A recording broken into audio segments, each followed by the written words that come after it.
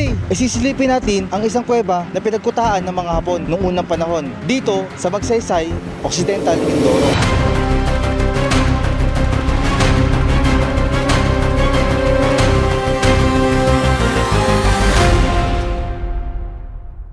Sa tulong ng isang grupo ng mga vlogger dito sa Magsaysay, Oriental Mindoro ay nadiskubre namin ng isang kuweba na pinapaniwala ang pinagtaguan ng mga Hapon noong World War II, na makikita sa pasukan nito na may ginawa talagang hagdan para bandaling makababa sa loob ng kuweba. Nasa kasamaang palad ay dinumog ito ng mga naguhukay ng ginto sa pag-aakala na may binaong kayamanan ang mga Hapon sa kuwebang ito. Kaya mula San Jose, Occidental Mindoro, kung saan pinuntahan natin ang gawaan ng asin, ay dumaretso kami sa Magsaysay Occidental para makita at ma-explore ang sinasabing kuweba.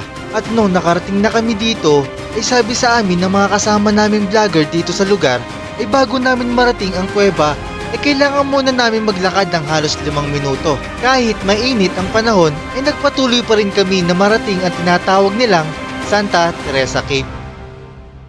At nung andito na kami, ay sino ba naman ang mag-aakala na may isang kuweba o tunnel dito na pinagtaguan ng mga Hapon noong unang panahon. Kaya pinasok na namin ito at para makita kung ano ba ang meron sa loob nito. At ano nga ba ang makikita natin dito? Kung meron pa bang bakas ng mga Hapon na tumigil dito o mga bakas ng mga minero na nagpunta dito. So guys, sabi daw ito daw ang isa sa mga pinagkutaan ng mga Hapon noong unang panahon.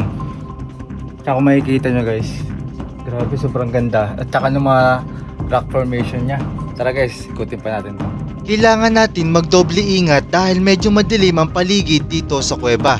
At makikita nyo na pwede talaga siya pagtaguan ng mga Hapon noong digmaan. Kaya tsaka kung makikita nyo dito, yung mga bato nya, parang halos talaga lahat nagkikislapan. Yung lugar na to talagang pwede talagang pagtaguan noong unang panahon. Kasi kung makikita nyo talaga, pwede talaga siya pagtaguan.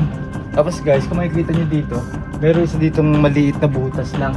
At pagdating naman natin dito sa dulo, is meron napakalalim na parte dito na pasensya na kayo guys kasi hindi natin kayang babain dahil delikado na. Tara guys.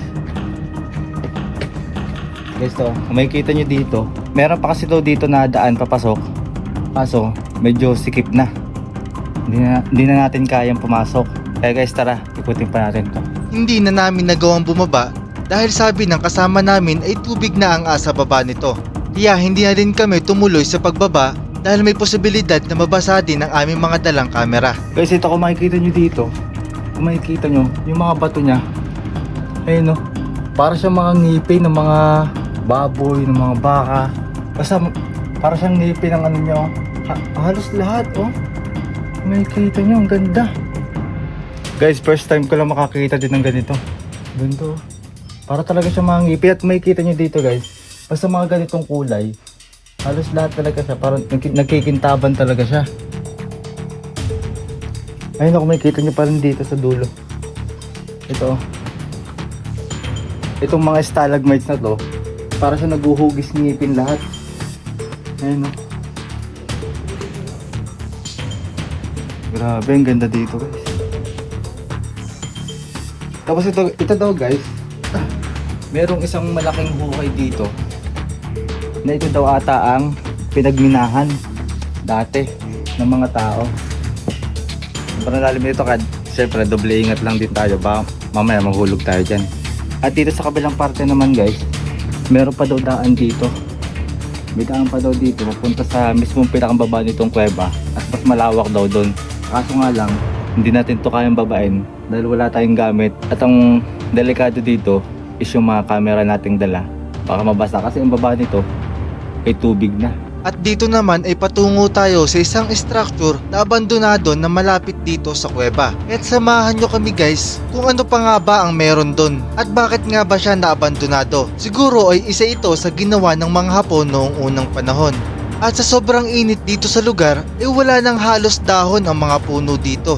Hindi nga pala naging madali ang pagpunta namin dito sa abandonadong gusali. At nung andito na kami ay makikita nyo na ang mga ginamit dito ay purong semento na nakikita din natin noong unang panahon. Na purong semento ang ginagamit. Nakakapagtaka lang na bakit may ganitong kalaking gusali dito sa gitna ng kabundukan. At makikita nyo na ang tataas ng mga pader na andito. At ang isang malaking tanong dito ay kung para saan to at bakit sila nagtayo ng ganito kalaking gusali.